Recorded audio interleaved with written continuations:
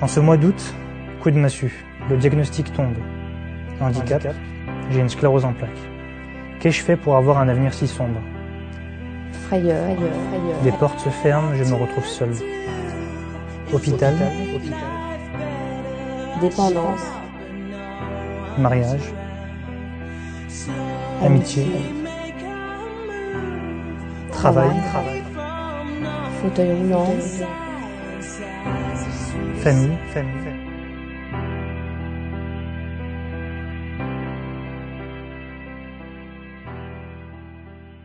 Le premier jour où on m'a diagnostiqué que j'étais malade, on m'a pas dit que j'avais la sclérose en plaques. On m'a annoncé déjà d'une part une inflammation de la moelle épinière. Donc inflammation de la moelle épinière, c'est pas très causant. On m'avait dit que j'avais une maladie inflammatoire. En sortant de l'hôpital, je suis allée sur Internet et quand on consulte inflammation de la moelle épinière égale sclérose en plaques et sclérose en plaques égale handicap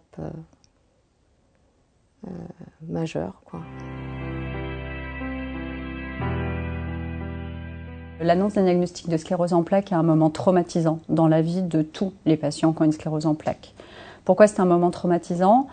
Parce que cette maladie est associée à l'image du handicap, à l'image du fauteuil roulant, puis également à des incertitudes sur l'avenir. Quand est-ce que va se produire la prochaine poussée? Est-ce que je vais être handicapée ou est-ce que je ne vais pas avoir de gène dans ma vie future? Et c'est un diagnostic qui se pose souvent à un moment où les personnes sont jeunes et à un moment où elles sont en train de construire leur vie personnelle et leur vie professionnelle.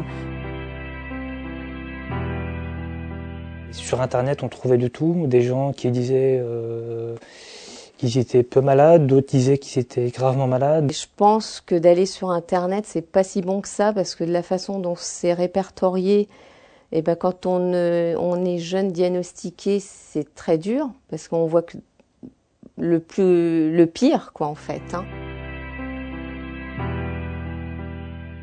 Alors une école de la sclérose en plaques, c'est un lieu où les gens, les malades, leurs accompagnants, vont venir apprendre des choses concernant leur maladie, concernant la vie au quotidien, concernant leur avenir. L'originalité, effectivement, c'est de pouvoir tenir un langage clair et précis et avec une bonne information auprès des personnes récemment diagnostiquées.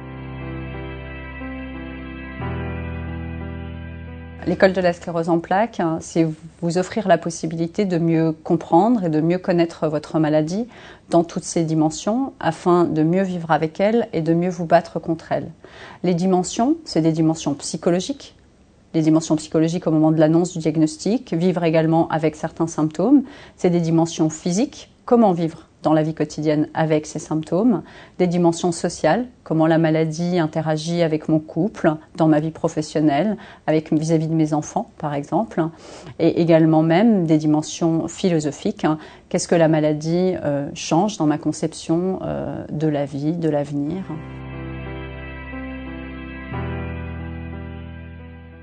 Alors comme toute école, elle a pour objectif de développer les compétences des élèves, des malades, allons-nous dire, de leurs accompagnants, pour les rendre le plus possible autonomes face à la maladie.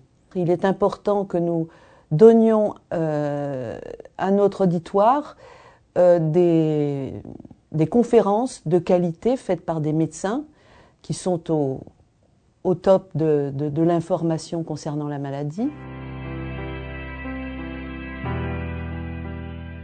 L'école de la sclérose en plaques a le soutien de notre réseau régional. L'idée de créer des réseaux dans toutes les régions de France, c'était surtout de permettre une harmonisation des prises en charge des patients porteurs de sclérose en plaques, de leur permettre d'avoir un accès à des prises en charge multidisciplinaires pour aborder tous les aspects correspondant à leurs symptômes.